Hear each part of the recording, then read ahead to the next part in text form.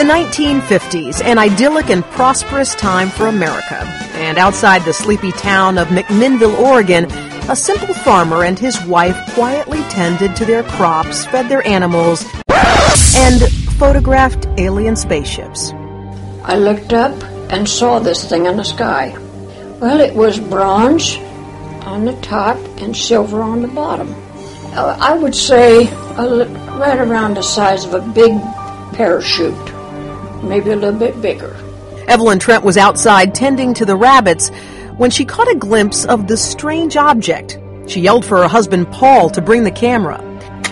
And he took the picture of it as it was straight, and then as it tipped, and just, really went.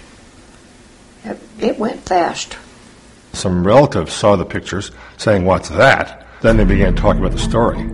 The photo was published in the local paper, and people were astonished.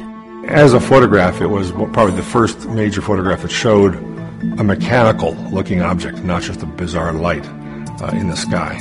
The case got a lot of fame because it was a real sharp, one of the sharpest pictures of a structured object that was ever published for decades.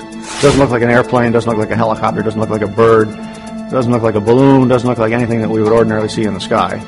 So what was it? Physicist Bruce Maccabee spent nearly 40 years working for the Naval Surface Warfare Center. He also spent those years investigating UFO sightings, including the McMinnville photos. I examined the Trent photos and, of course, the whole history of the Trent sightings and all our interviews ever since the photos have been taken. In my mind, this is a real case.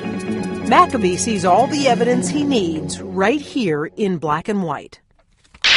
The clear, very clear shape and description of the dynamics, how the thing flew and so on, make it clear that it was not any flying craft built by human beings.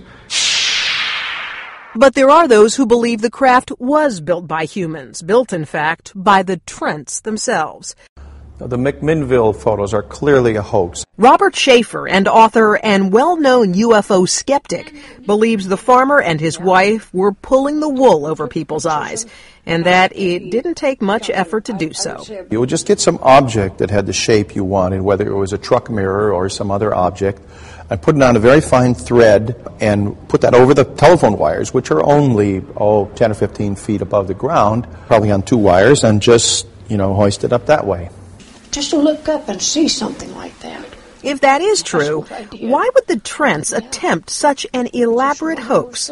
She said that she'd seen UFOs prior to this, but until she had the photos, nobody would believe her. Both Mr. and Mrs. Trent have passed away, but decades after they took those famous photographs, the debate shows no signs of zipping off into the Oregon sky.